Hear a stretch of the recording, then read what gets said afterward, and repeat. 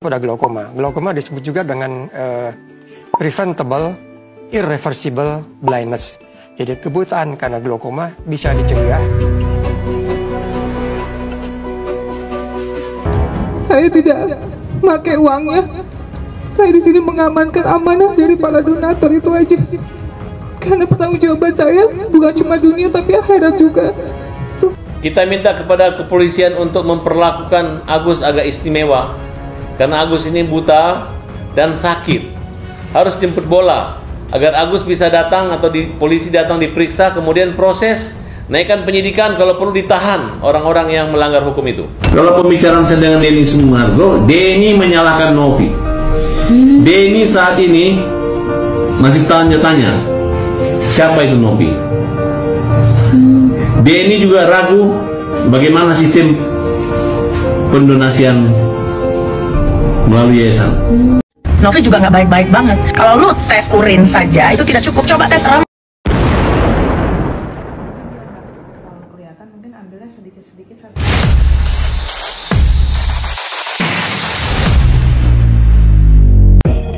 Halo semuanya, selamat datang kembali bersama saya di channel ini. Kembali kita akan berkonten reaction.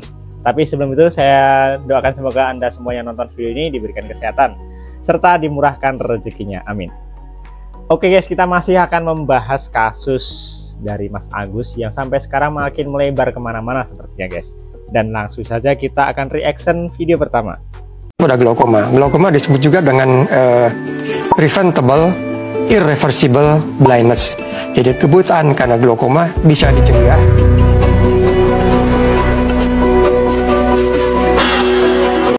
Ya guys, ini ada postingan di mana di sini katanya dokter yang ada di TKP penyiraman Agus itu muncul dan membocorkan sebenarnya Agus katanya cuma pura-pura buta demi donasi sebelumnya seperti itu. Dan di sini dokter mengatakan kalau buta yang dilakukan oleh yang dialami oleh Agus itu katanya sebenarnya bisa sembuh gitu. Tapi di sini Agus ini nggak tahu kenapa dia sudah dapat donasi. Sebenarnya bisa saja kalau mau berniat untuk operasi ke luar negeri, kalau memang di Indonesia nggak bisa kan ya ke luar negeri gitu, tapi malah menyia-nyiakan hal itu ya guys ya, justru malah melaporkan Teh Novi ya. Padahal kesempatan besar buat Agus, nggak semua orang buta bisa mendapat donasi sebanyak itu guys ya. Sementara Agus dalam waktu hanya beberapa hari saja donasinya terkumpul 1,5 miliar ya. Jadi luar biasa sebenarnya kesempatan tapi malah disia-siakan ya guys ya. Saya tidak pakai uangnya. Saya di sini mengamankan amanah dari para donatur itu aja. Karena pertanggungjawaban saya bukan cuma dunia tapi akhirat juga. Nah, oleh karena itu kita minta kepada kepolisian untuk memperlakukan Agus agak istimewa. Karena Agus ini buta dan sakit, harus jemput bola agar Agus bisa datang atau polisi datang diperiksa, kemudian proses naikkan penyidikan, kalau perlu ditahan orang-orang yang melanggar hukum itu. Kalau pembicaraan saya dengan Denny Sumargo, Denny menyalahkan Novi. Denny saat ini masih tanya-tanya siapa itu Novi. Denny juga ragu bagaimana sistem pendonasian melalui yayasan. Menyalakannya gimana? Ya. Hah? Menyalakannya maksudnya gimana? Dia udah bilang, lo udah gue ingatin, kalau terjadi audit nanti gue nggak bela lo lagi. Ke Novi? Dia bilang ke saya. Gitu. Kalau Denny bilang fitnah, ayo. Ya kan? Maksudnya dia nggak bela Novi maksudnya? Kan Denny ada ngomong, itu kan sebenarnya Denny punya podcast terakhir itu kan menjebak Novi, itu kan buat masukan buat kita. Bahwa lo uang itu akan 3 hari nanti bisa digunakan bebas. Itu kan siapa yang mengamanahkan bilang uang donasi 3 hari uang masuk? Iya. Yang membuka itu kan memang tidak transparan. Setelah 3 hari uang. Iya. Jadi ingat ya Novi, mungkin kalau didukung orang tapi jawaban-jawaban tidak logismu membuat ini adalah jebakan buat kamu dan akan menjadi senjata makan tuan buat kalian. Nah, dan saya selalu nggak merasa, selama itu netizen ini nggak memberi saya makan juga, nggak ngirim-ngirim hadiah juga buat saya. Saya juga nggak jadi tiktoker yang dapat bunga, yang dapat uang, nggak apa. Jadi saya nggak berpengaruh itu dengan netizen. Saya pengacara. Bahkan kalau netizen yang jahat-jahat itu nanti buta, mau cari pengacara pembela kaum lemah, saya akan membela kalian. Oke guys, jadi itu Bang Farhat yang menjelaskan, katanya dia melakukan pembicaraan dengan Bang Densu. Jadi katanya Bang Densu itu tidak mendukung atau membela Teh Novi katanya. Ya, di sini seperti berbanding ya, berbalik arah gitu ya. Padahal selama ini kita juga melihat ya gimana Bang Densu yang menolong Teh Novi ya, dekat dengan Teh Novi seperti itu. Tapi di sini malah Bang Farhat ini sebaliknya seperti itu. Kapan dia jumpa dengan Bang Densunya ya kira-kira guys ya? Silahkan berikan tanggapan kalian tentang pernyataan yang barusan disampaikan oleh Bang Farhat ini soal Bang Denny Sumargo yang tidak membela Teh Novi sama sekali katanya di situ. Silahkan tanggapi di kolom komentar ya. Novi juga nggak baik-baik banget. Kalau lu tes urin saja itu tidak cukup, coba tes rambut. Kalau kelihatan mungkin ambilnya sedikit-sedikit satu titik. Bisa nggak mulut lu tuh diem aja, nggak usah lu tuh ikut-ikutan pansos. Terus lu mau minta pembuktian apa lagi tuh? Sampai Teh Novi tuh nih ngetes pakai rambut, udah Teh Novi nggak usah didengerin tuh, dia tuh mukanya aja banyakan permaknya, ngata-ngatain orang. Puas lu udah pansos sana sini percuma mbak, lu pansos kayak gitu juga nggak bakal mbak bisa naik, nama lu tetap redup. Lu mau ngebelain si Agus?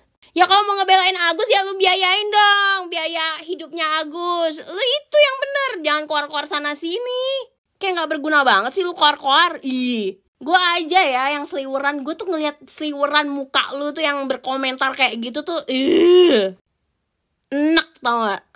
Sayangnya Teh Novi ini nggak bisa ya ngata-ngatain lu kayak gue kayak gini. Lu cuma bisa ngata-ngatain si Teh Novi doang. Udah stop, sudah nggak usah bahas Teh Novi deh. Nggak malu sama diri sendiri tuh, sama omongan sendiri tuh. Dibukti-buktiin juga nggak terbukti. Malu kan lo, ketahuan mau pansos ya. Nggak punya karya ya. Makanya kalau lu bisa berkarya, lu merasa orang baik, lu merasa paling hebat, coba lu ngelakuin seperti apa yang Teh Novi lakuin. Bisa nggak? Nggak usah cuma bisa berkuar sana sini. Ngomongnya juga udah mengandung unsur fitnah. Udah ya mbak-mbak yang sok ngide, sok pinter, daripada lu ntar dirujak sama netizen, udah diem.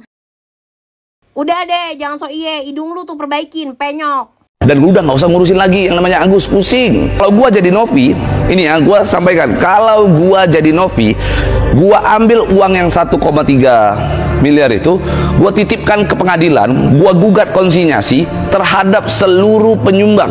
Nanti para penyumbang kalau mau ambil uangnya ambil ke pengadilan. Kalau gua jadi Novi, gua akan lakukan hal itu dan tidak usah urusin lagi yang namanya Agus. Itu sebenarnya poinnya.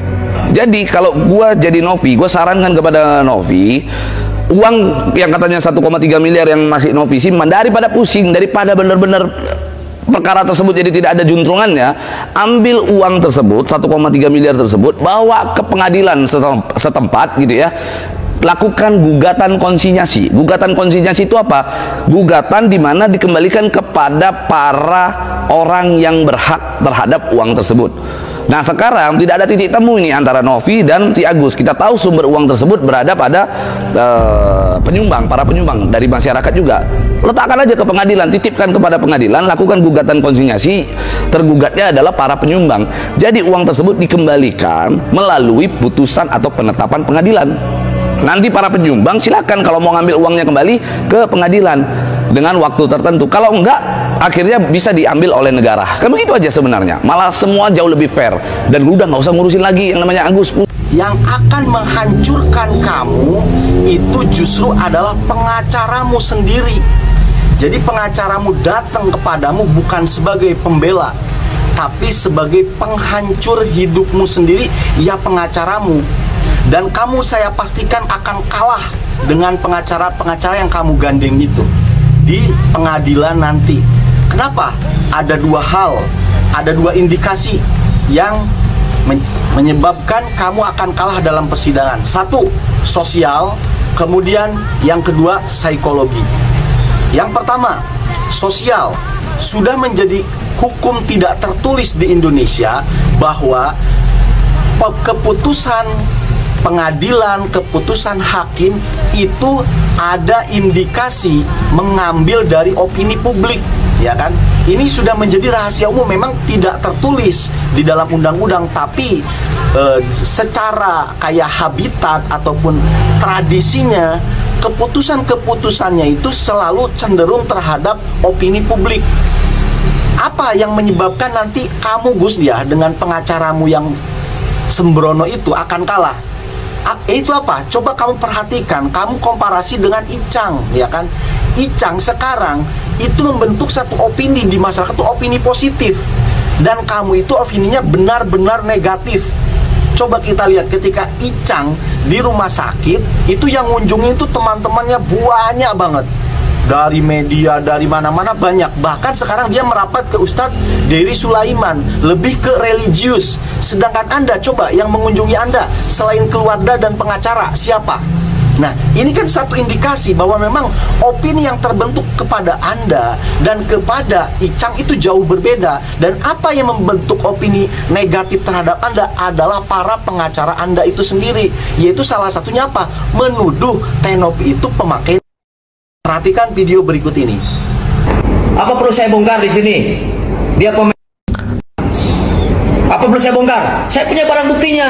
Orang yang bersama-sama pakai dengan dia. Ya, jadi kalau terus ngotot, saya bersurat kepada BNN untuk cek tes urin itu yang namanya Nopi. Kalau Teh Nopi itu adalah pemakai